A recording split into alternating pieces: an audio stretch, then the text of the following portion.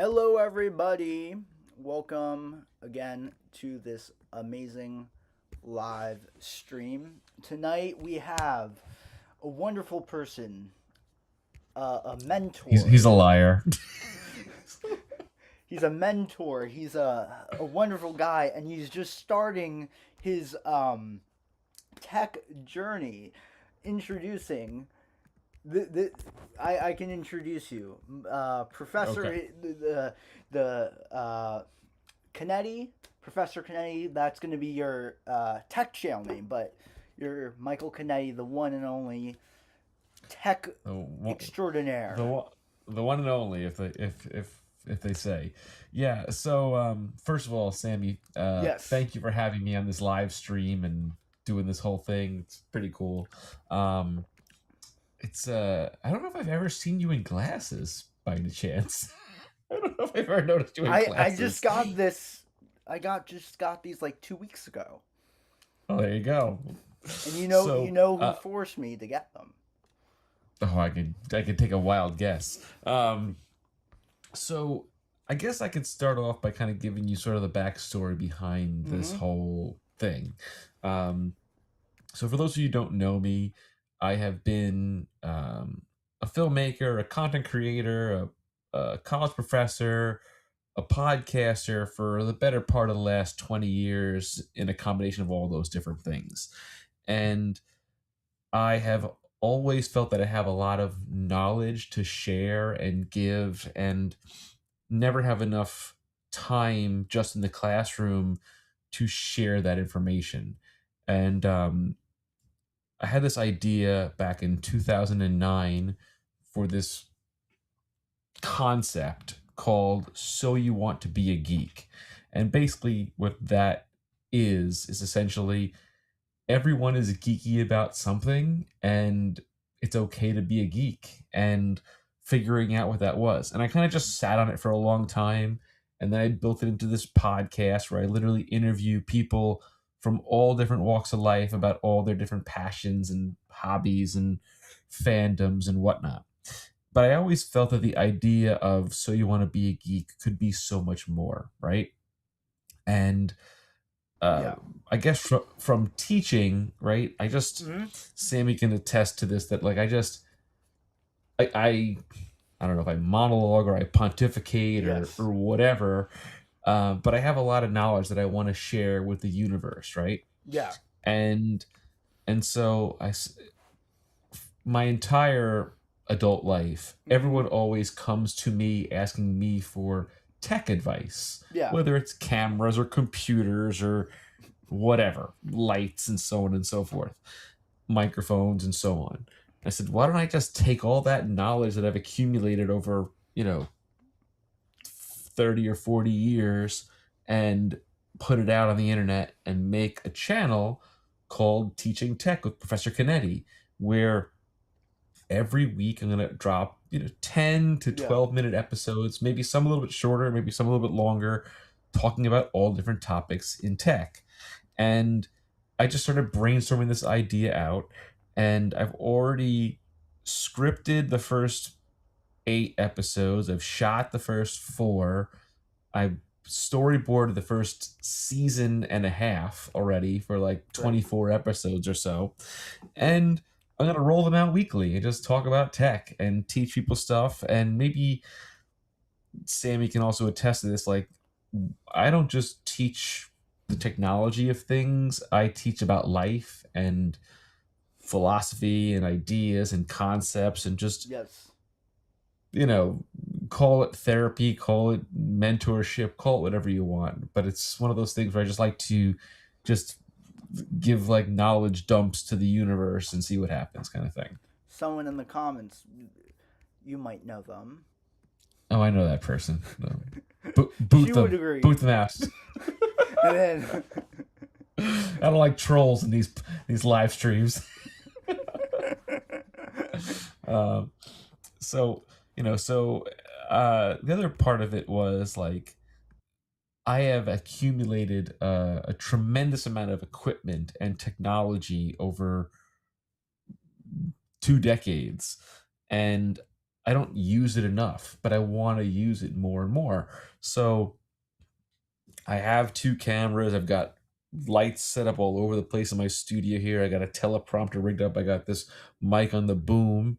And literally, I bought this rolling $40 desk on Amazon and just kind of mounted it all together. So I have this sort of like swing set studio in behind me, and I'll switch cameras and kind of get sort of a perspective of what the studio looks like behind me. So I have a multicam setup going on here and a couple different things, and I can switch to different cameras and all different stuff, however I want to do it, and show different angles and whatnot. Um, and just sort of play around with it and record these different episodes and just monologue and talk. And I'm also going to start a Substack in Sounds relation great. to the actual YouTube channel of it too. So that some of it'll be, more in-depth detail of the stuff Hmm. that I talk about in the episodes, and some might be just my thoughts in general on the industry, podcasting, film, whatever, and stuff like that. That's great. So I'm very excited because I know I taught you a lot, but also you taught me a lot. yes, yes, we do have a very good relationship when it comes to the sharing of knowledge of the two of us. Like, you know, I will I will give you a little teaser.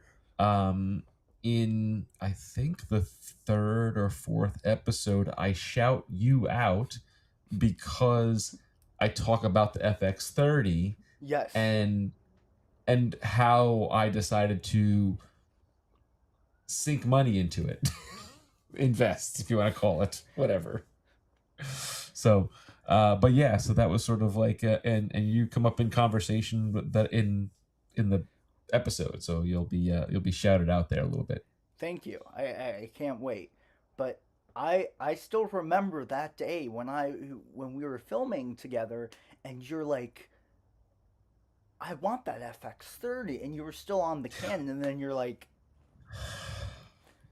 It's funny, and I was actually just playing around with some of my Canon 80D footage, and I still love the look of that yeah. camera and that footage.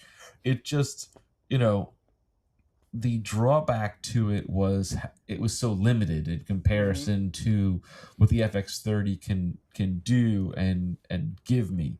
And I'm not even using it nearly to its full potential.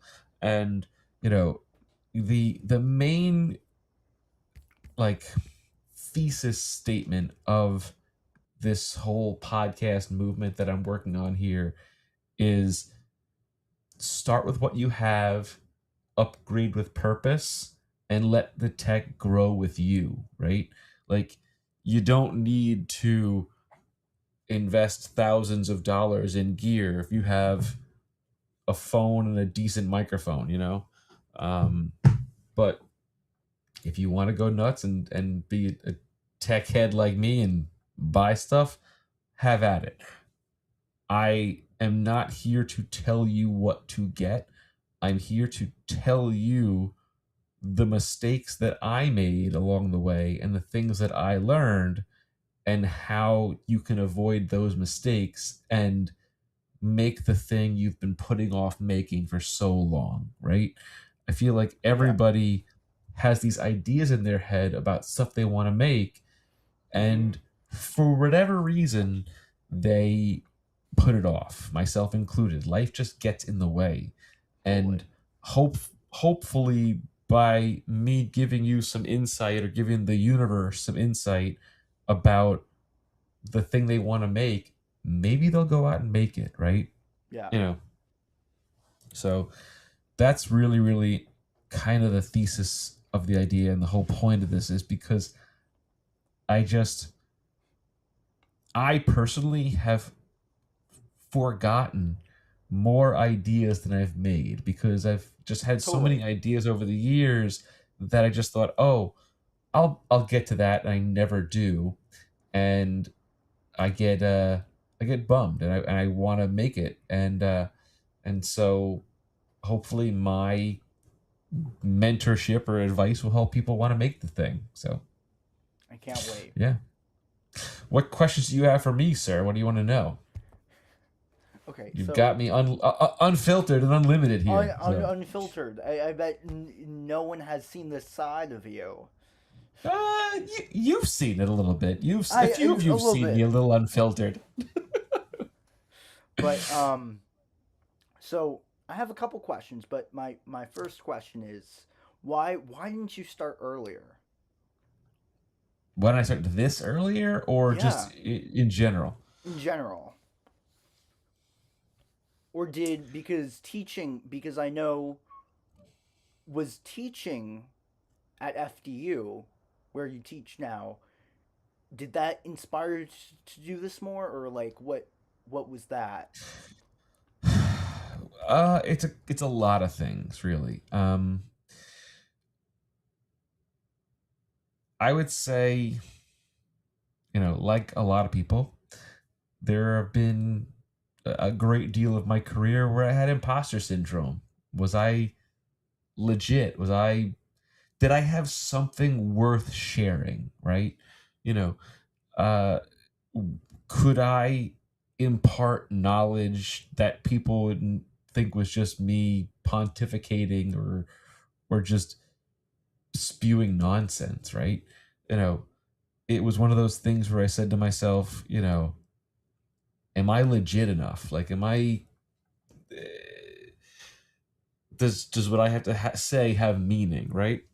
And so I've been teaching now for be 11 years in January, and it happened by accident. To Yeah, me, even to start teaching yeah, happened by accident. And um one of the things that I figured out during probably our career paths class is when I am teaching or mentoring or yes, just sharing of advice and knowledge, it brings out the best version of me, right? totally, You're totally. getting me at 100% plus, right? And um and I've wanted to do something like this for a long time. I was making YouTube content before YouTube content was a thing. I was making videos on YouTube in 2005, 2006, 2007, and I remember um, in 2008,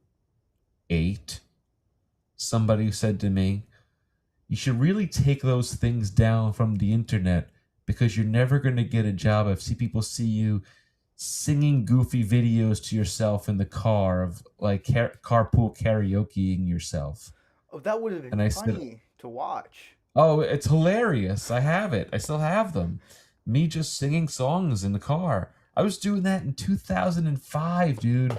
2005. And I pulled all that stuff down. Had I kept doing that, You we would have probably been, wouldn't have met because I'd probably be a millionaire right now." but you would have still but you would still have that film school training though. Yeah, but you know, the So thing we about could have film school, no, but we could have crossed paths. maybe, Maybe. maybe, So what were you you know, saying about film school? And you're a film school you know, teacher. right, you know, you can learn the technical stuff, right? You can learn narrative storytelling and creative writing or directing or cinematography, but there's so much more you're going to learn after the classroom, right? Like, you might have been hearing professors, whether it's me or whoever else, wherever you go to school, drill in ideas into your head that you think are nonsense when you're 20 years old. And then some point at like 25 or 27, it like pops in your brain. You're like, wow, I get what that thing was now, and I can do that thing now. And you learn new things. Like, um I was not the most camera verse person in undergrad. I knew how to use the Totally. cameras we had, and I taught myself how to use it. I wasn't the best editor. I taught myself how to be an editor. Um, You weren't the best editor, and now you're an editor teacher. How I, ironic. listen, I was awful. I was mediocre at best. I taught myself Avid editing my thesis film, and um, then I worked at Apple and learned Final Final Cut cut. Pro, and then, funny enough, in January of 2015, when I was asked to teach my first like intro to video class, I taught myself Premiere during that semester while I was Wow. teaching it. Like, literally, the story goes, it was January like 24th or so. It was a snowstorm. I got a phone call from my then department chair at the school that I was working at, Mm-hmm. and it was Tuesday. And she said to me, "Hey, do you want to teach an intro to video class?" And I was like, "Sure, I'd love to. That sounds awesome." And then she goes, "The class is tomorrow at 8 o'clock in the morning." And I said, "How do I write a syllabus?" And she basically sent me a syllabus from the teacher that was teaching it prior to me, and I just kind of changed the name on it and had no idea what I was doing, and went in and just said, "Let's go for this," and showed them the demo, like the very basics, and then every single day I was teaching myself the program to get better and better and better at it in order to teach it to the students. Totally. And I remember one student said to me, like, "Oh, how do you put a mask on something to desaturate the background and have this thing in color?" And I was like, I knew how to do that in Final Cut Pro, but I'm like, how do I do that in Premiere? And I had to like kind of Learn it. figure it out, you know? Um, and you know, I always tell everybody when they start teaching, right? Your first semester is like kind of trial by fire. You don't know what you don't know, and you just try your best, right? Mm-hmm. Your second semester teaching, you figure out, oh, this didn't work, but this Totally. did. So let's dive into this and try Mm-hmm. some other things. And then by the third time you teach that class, you've sort of figured it out, right? And me, I don't like teaching the same thing every semester, end over end, constantly. So I'm always changing the class, adding new things, reinventing it. And also, every class is different, right? Like, Yes. Totally. maybe, your post production one class might have been stronger than another maybe they were learning faster than, and you had knowledge coming in where some people didn't have knowledge coming in. And how do you meet people in the middle? And it's one of those things where you just sort of have to adjust and pivot, like, okay, I want to do this thing, Yeah. but they may not be there yet to do that thing, but this other class is, and so on and so forth. So that's sort of how my philosophy came. And then, I needed something to do for me, right? Mm-hmm. And I decided, I wanted to do this thing where I could essentially teach the universe, right? Or teach the world, if you will. Totally. Um, because I just, I feel like I have a lot of knowledge to share and I want to share it. And I'm not perfect, and I want to be able to see how I can get better myself and grow and try new things and experiment, because you, as a person, right? Most people, I'm not going to say all Mm-hmm. people, but most people can't just do like the regular 9 to 5, clock in, clock out, get up, go to work, do your Totally. job, go home, eat dinner, go to sleep, right? You need more to yourself, right? Like, all this stuff behind me, right? All of Yeah. my, you know, lightsabers and whatever else I got going on.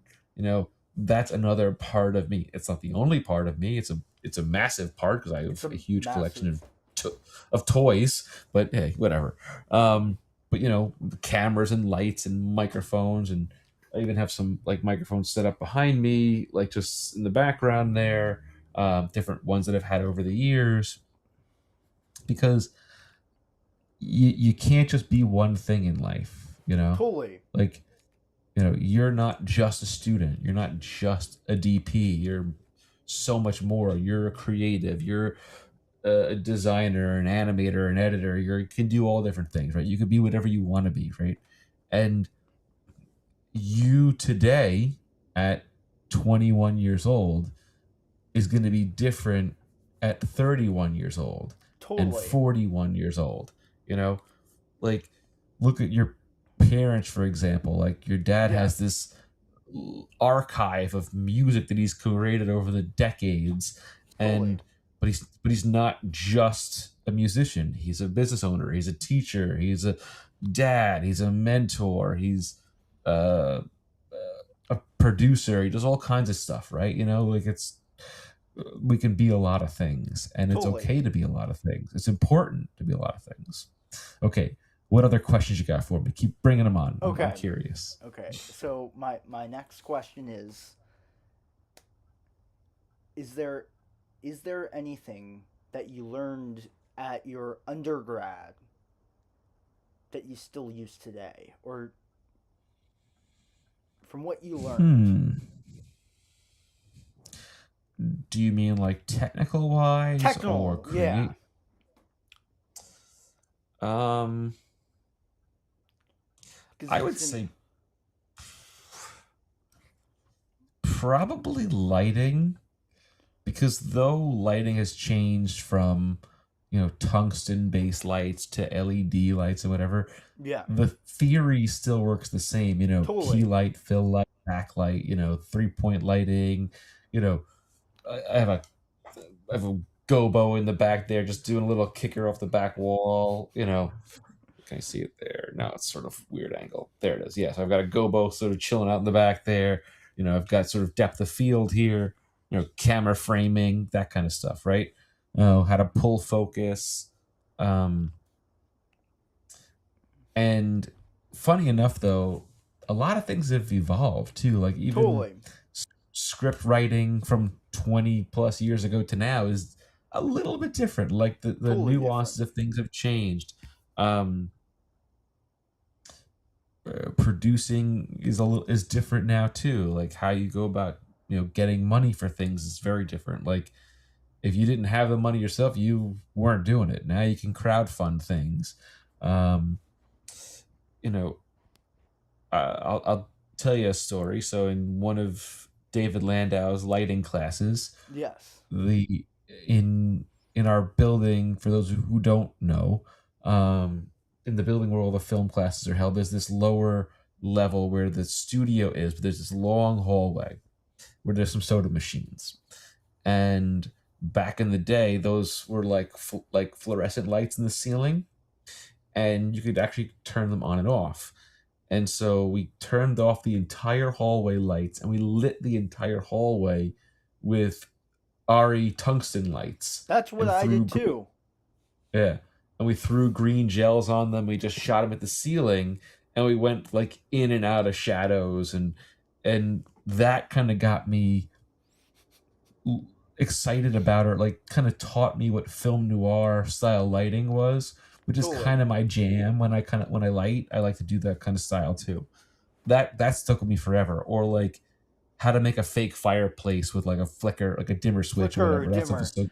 so, yeah, love that stuff. Still to the day, I do Ironically, that stuff. Landau does the same. He taught me. I don't want to hear that. I don't want to know that. Don't say that. Oh Lord. but Did you know, okay, so Doc Music's got a question. Did your career change once you got into teaching and tech? Uh, Even though you still maintained film, but did you originally envision that? Uh, it's a good question. that's a good Did question, I? Carlos. Um,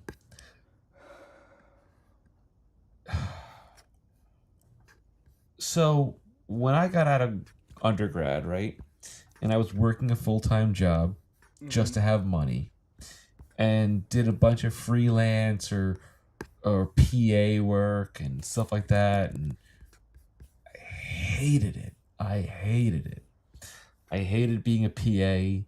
It was the most demeaning, belittling, depressing existence. You're up at, you know, 3 in the morning to pick up a van and somewhere in the middle of lower Manhattan, driving to New Jersey to pick up the talent and drive them to the set, and then, you know, I don't know, just be a grunt. And I just was like, I was meant for more than that. I didn't like that at all. Um, I went out to LA for a little while to try my luck out there, and still it was kind of like not getting where I wanted to get.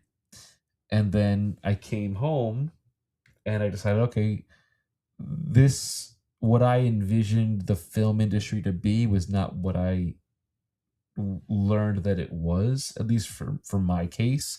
So I had to pivot and decided to get my master's in business, because I was like, I really liked being a producer, but I didn't know, but like I didn't take any business classes in undergrad. I took an entrepreneur course and that was it. And I wanted to learn about accounting and marketing and finance and just business management in general. And you know, that really changed my perspective on things. Like, wow, I could run a business. And I formed a small LLC, and I was doing my own sort of independent production with a buddy of mine. And over time that kind of fizzled out because we weren't getting enough jobs, or like, we also were in our mid 20s and we didn't know what we didn't know, and we just kind of, you know, figured it out after that. And I'd always loved working in higher education, so I was working as an admissions counselor while I was getting my master's degree, and then working a second job at Apple part-time. And then I love computers and I love technology, and um, Apple offered me to become a genius to get my Apple certifications to like be able to fix computers. And I was like, oh, that sounds fun. Do that for a year or two. And did that and really enjoyed doing that for a while. And then a company poached me from Apple to basically be their content creation person Wow. for this big sort of ad campaign in 2013. Lasted for about 3 or 4 months, and I basically built an entire green screen studio and essentially a live stream studio before that was a thing. And did like a couple of live events there, and the contract ran out, and I was getting close to getting married, and I was like, okay, I need to figure out something stable and something steady, and wanted to get into the city by, again, kind of Yep. accident. Somebody who I knew through Apple was like, "Oh, you're a film guy. You're an Apple guy. You understand graphic design and film and animation and yada yada yada, and you also know how to fix computers. Well, there's this college in Brooklyn that has this program that's looking for a guy." And I said, "All right, You're the whatever. guy. I'll give it a go." And they were so surprised that like this film guy who also had a master's degree in business, but also had a certification as an Apple Mm-hmm. technician, but also was an admissions counselor and a recruiter. Like, how did that happen? Like, how did all those different things happen? I said, I don't know. I just said yes to whatever. Like, that's kind of been my mantra, is just say yes, because if you say no, you never get asked again. And um, took this job, and less than a year there, the chair said, hey, you want to teach? And I said, yeah, that's what I want to do. And from then I set myself on a path to say, okay, I want to become a professor and do more, and what do I need to do that? Okay, so I said, okay, I want to produce a feature film. I met some guys through the podcasting world that I was doing, started doing podcasts, Totally. because again, a guy said to me, "Hey, Mike, you want to make a podcast about comics?" And I said, "Yeah, okay, cool. How does that work?" And said yes. Um, and then one of the guys we met through that was like, "Oh, I'm writing a feature film. Do you want to produce it?" And I said, "Yes, let's do it." And I was like, "Okay, check that off my list. Great, fantastic. Produce a feature film. Awesome." Then I was like, "You know what? I love cinematography and I love camera work. I was like, I want to get a drone license and I want to get a drone.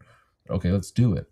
Bought myself a drone, got my FAA drone license, check that off the list. Cool.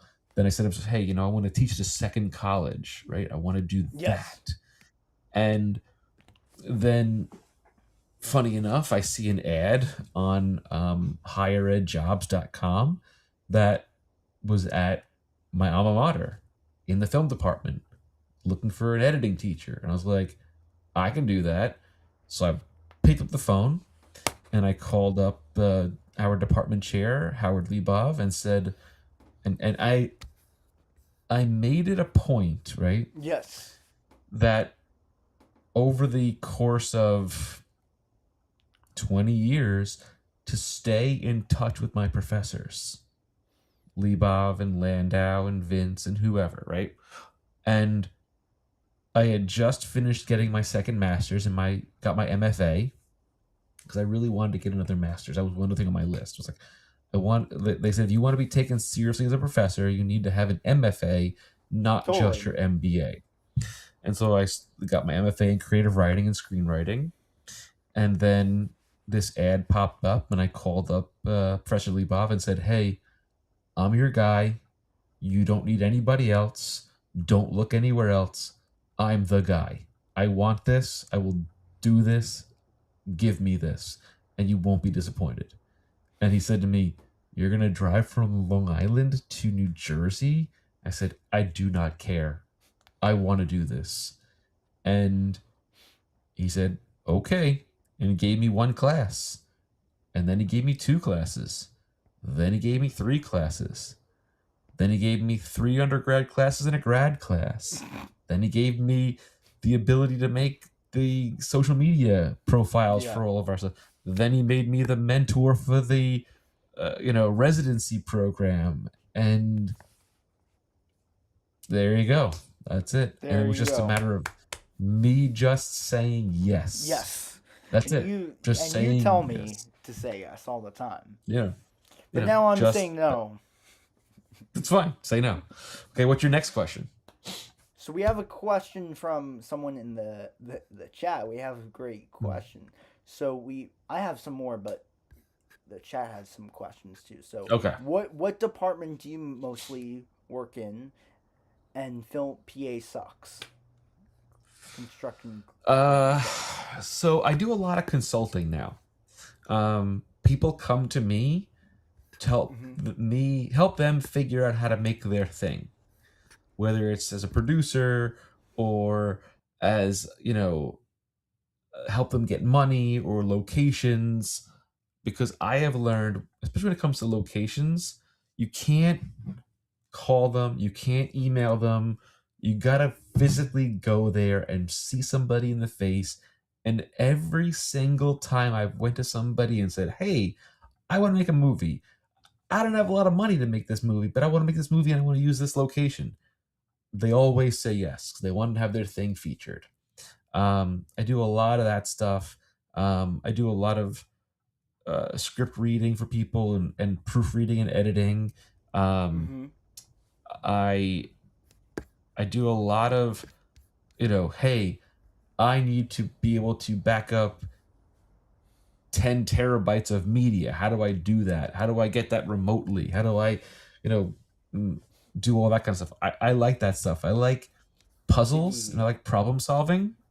And Yes. so that's what I do a lot. Is a lot of consulting and a lot of, you know, just knowledge dumps of stuff and help people out. We have another question. What's next in terms of content you want to make, and how can it conflict with your film background, or is there no conflict? Sometimes being a filmmaker or a content creator are not the same thing. That is 100% right. Yes, Carlos. You you can't think of content creation as filmmaking. They Totally. are different. Um, and the way to explain that is don't go for perfect when you can go for good enough. Good enough is fine for content creation, where perfect is more in film, right? Framing a shot is a little bit different. Editing the video is a lot different, right? You know, you don't want to have a 30-second intro song on a content creation YouTube video. People will click away. You need it to be like, "Hi, I'm here. Let's talk about whatever we're going to talk about." Yeah, and just get right into it. What's next in terms of content? Um, so I'm going to be doing this weekly teaching tech thing. Yes. I am working on trying to make some vertical like micro drama stuff. Um, And I'm helping you with that. yes, I I would love to say that I want to shoot a feature in the next 2 years or so. Um, that would be cool. I would really like to do a feature that's not just me producing, but me writing, directing, and probably doing the lion's share of editing. And then who's going to be Um, your cinematographer? I don't know. We'll see. We'll see. I We'll might know a see. guy or two. Who knows? I might know a couple people. Um, I'm just messing with you. um, I'm working on this big consulting project right now with a client Mm-hmm. um, that I can't really dive too deeply into, but it's something that's interesting and a new challenge that I'm kind of excited about. Um, you know, I have to constantly be making stuff and doing something. I am trying to completely rebrand myself. Like I'm a brand. I don't know. I guess so. Yeah, But I want you to are. redo my website, my portfolio, my channels, everything, streamline the content, um, all that kind of stuff. Um, and the question is, does it conflict with my film background? No. I think what it is all of this stuff is an extension of that film background, right? It's it's sort of the next evolution of that thing, right? Because I just saw, that not Inception, Obsession, and how a YouTuber made this amazing horror movie for $750,000 and it made 400 million, right? Like unheard of, right? And then I just saw The Odyssey last night, where a movie was $300 million just to make it, right? Yeah. Like, it's insane. And I said to myself, what I could do with What you can. $750,000 to make a movie, oh, I could make something incredible. Um, I just think that, like, you have to be able to not let it conflict, but figure out where all your skills are and how to meld that thing together, right? Like, whether you're a composer or an editor, a cinematographer, a storyteller, a writer, a director, whatever, how do you do that thing and put all that things together, right? Um, you also, when it comes to the thing that you want to make, right? Like, I know Yes. you're writing your thesis right now, right? Nobody cares about your project more than you. They don't. I don't care how much they're getting paid. Uh, they don't. You care about your project more than anybody, and you can't. You have to put your faith in people to help you achieve that goal, Yeah. but you also be like, if you're going to be the director and the writer and the producer of something, you really got to be able to be okay with wearing all the hats, you know um like, I if get that. somebody's not doing the thing that they want, that you want, you got to be able Mm-hmm. to step in and do it, right? you know if someone were to ask me, like, what is my thing in filmmaking, right? I think I would probably default to say like producer, but I'm really not, right? I'm a lot of different things. I'm a producer, I'm an editor, I'm a writer.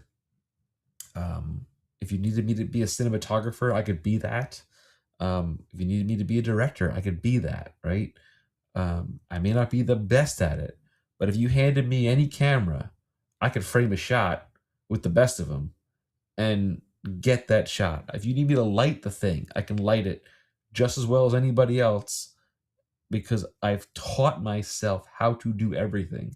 I've been a one person army for the better part of my career. And so when I show up to places, I have all of my gear, right? I have all this stuff because I know exactly how to use everything from this light right here to To this that mic light. to that camera, etc. Right? Mm-hmm. Um, yeah, just don't stop learning when you graduate college. Just keep learning new Learning. things. You know, go out and buy yourself a camera. I instead of saying to your folks, hey, instead of having a graduation party, give me money towards buying a camera, right? So I can go make some stuff, right, and film some stuff. That's what I did when I graduated college. I said, hey, I needed a MacBook Pro, or no, it was a PowerBook PowerBook. G4 at the time.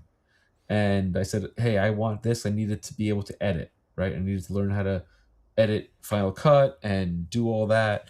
And then I buy the computer and I get the software, and then I got a job at Apple and I got it for free.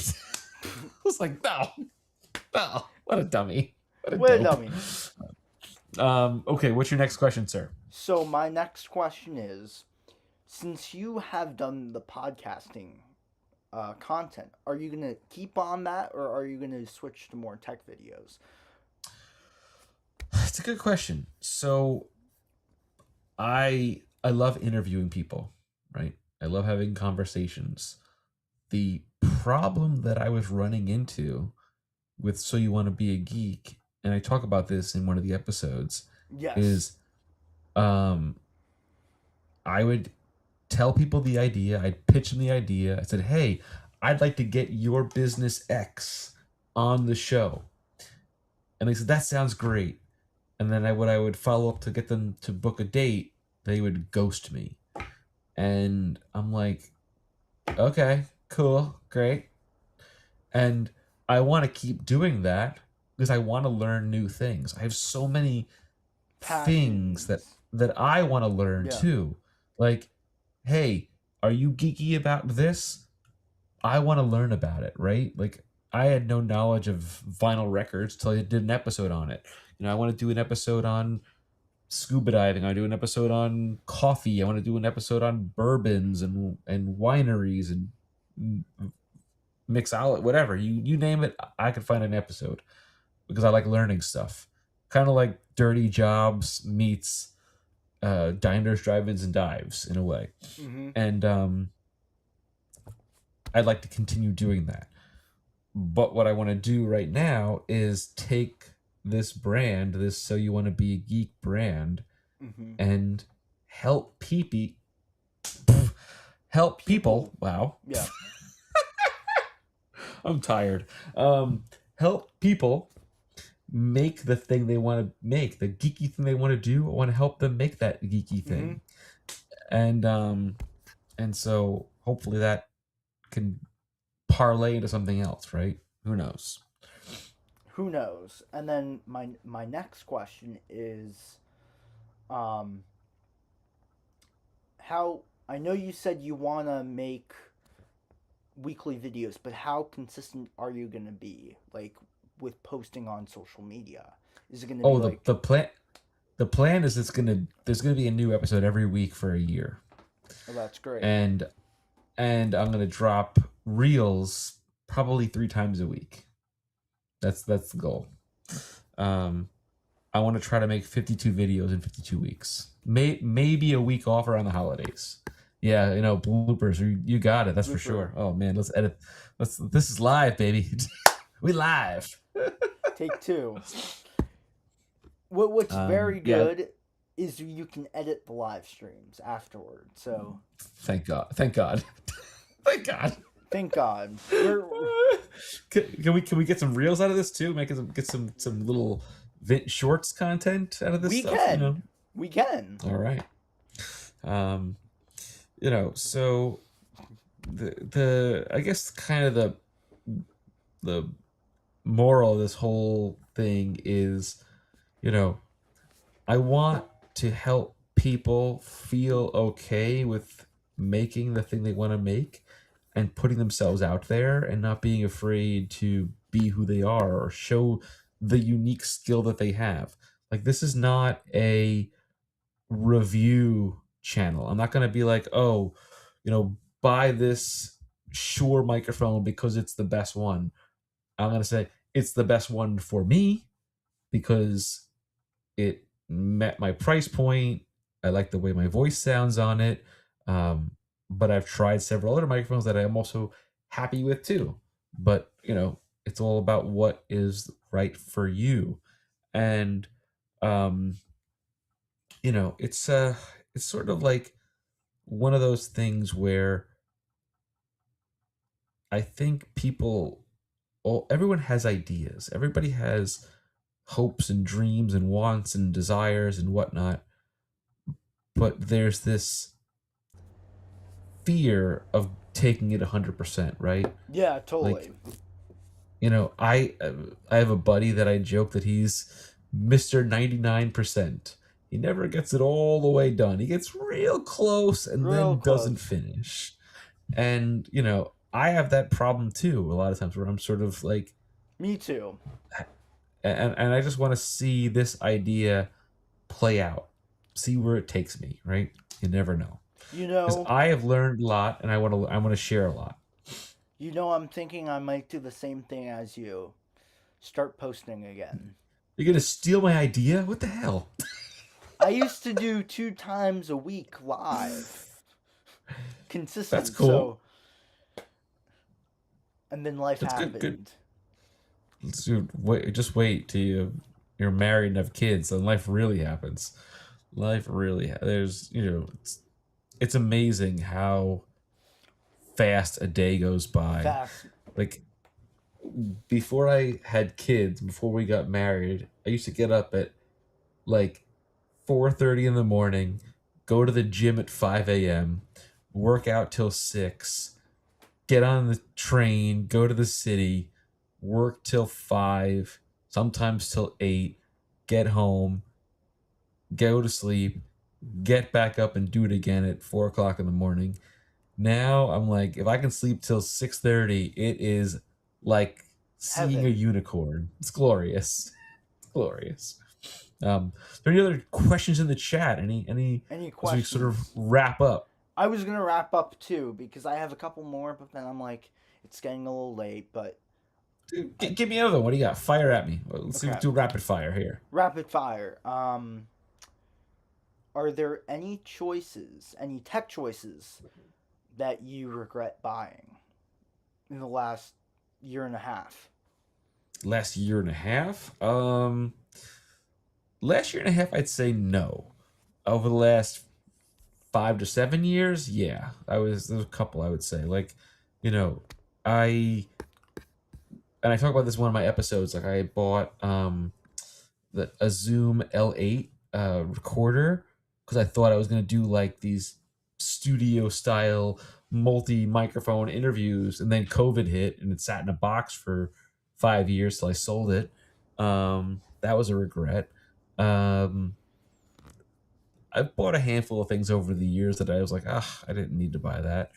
Not always technology. Like, I have in my closet, I have an Xbox One, a PS4, and a PS3 that I haven't used in like 5 years. 5 years. maybe 3 years, but they're just sitting there. And I'm like, I have all these game consoles I never got, but yet I want a PS5 or I want a Switch 2.